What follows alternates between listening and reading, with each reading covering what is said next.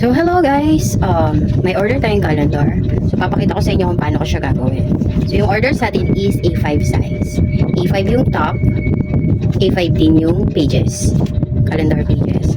So, ang ginamit ko dito ay 230 GSM photo paper. And yung laminating film is 250 microns. Ayan, so nilaminate ko na siya. A5 size ito. Ayan, na-laminate na siya. And ito naman ay bond paper na 70 GSM. Yung paper Wanna brand yung gamit ko. Mas ano kasi siya, mas smooth. So A5 size yan. And nabutasan ko na rin siya guys. Ayan. Anyway, ito yung mga gamit na kakailanganin. So meron tayong 6-hole puncher. So wala pa tayong machine kaya man-man muna tayo. 6-hole puncher. Ayun yung ginamit ko pambutas dito.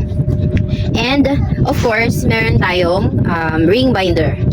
Ayan, eto silang dalawa yung partner. Kapag ito yung puncher nyo, ito yung match sa kanya, mag-fit sa kanya na pang bind. Yan, ito siya guys. And so meron tayo dito yung pang ano ng corner. Ayan, ito yung gamit ko.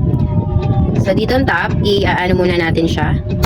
Ayan, para hindi matulis. Ayan, so okay na siya. Ayan. Then, bubutasan din natin tong sa ibaba. Ayan. So, gagamitin natin tong 6-hole puncher. Ayan. Itatapat ko lang siya sa A5. Bale, dalawa to guys. Kabilaan yan siya. Pwede nyo tanggalin yung isa. Parang medyo mahirap. Ayan. Lahin nyo lang yan. Yan. Kinakabit lang yan siya. And ito, na-adjust yan, naaangat. So, i-ano ko lang siya dito sa A5 para mag-match yung butas nito dito. Syempre, kailangan. Ayan. Medyo matigas kasi 250 ano to microns. And then, i-ano nyo lang yan. Lagay natin dito sa pangalawang butas. Ayan.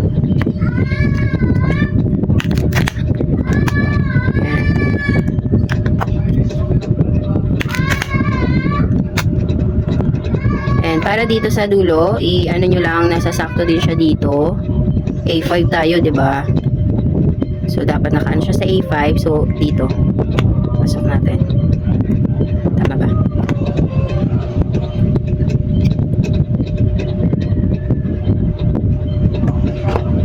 Tapos, so yan, dito siya. Nakikita nyo ba? Ang hirap magano. So ayan, nabutasan na natin siya. And tingnan natin. Ayan, match yung kanyang butas, diba?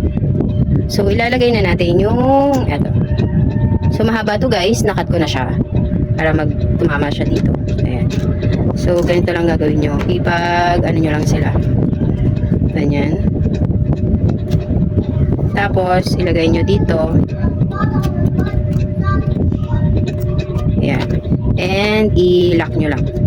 Inaano lang yan.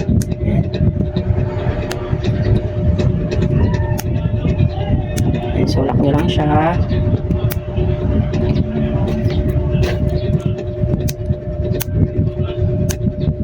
By the way, lahat ng mga materials na ginamit ko, ilalagay ko na lang din yung link sa description box po.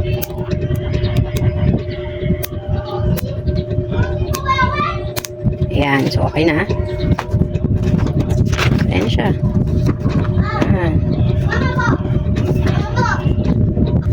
So, ayan. Okay na siya. Ngayon, bubutasan natin dito sa taas para lagay ng sabitan niya. So, gagamitin natin itong round puncher. Ayan. So, ayan siya. Ayan. Gamit ko din to sa sa bag tag. And sa mga IDs, ganyan. Ayan. So, itansyahin nyo lang sa inyo banda ilalagay.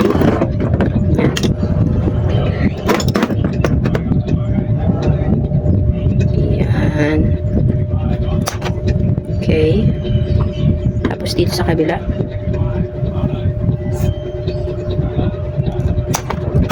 Okay. So, ayan. Ngayon, gagamitin na natin to. Nakalimutan ko yung pangalan nito Ayan. Lagay natin dyan. Nasa pa isa. So, dalawa yan. Ayan. Then, nagamit naman tayo na to pang ano niya. Para magdiin siya. Ayan, dito.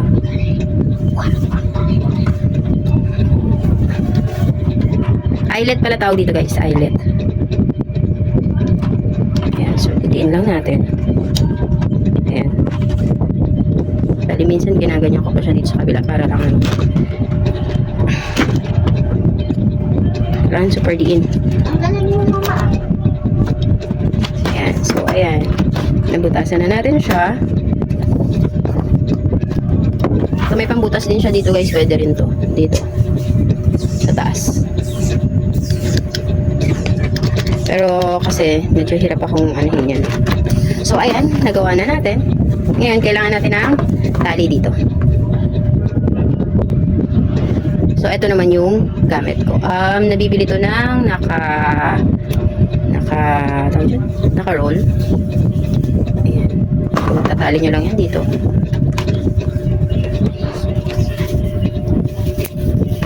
Ayan.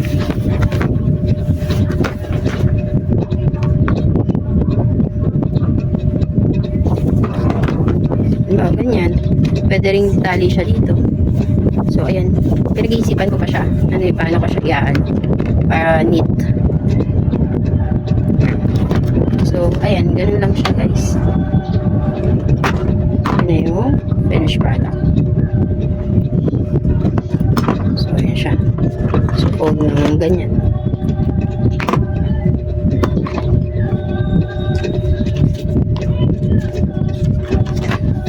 So, yun na guys.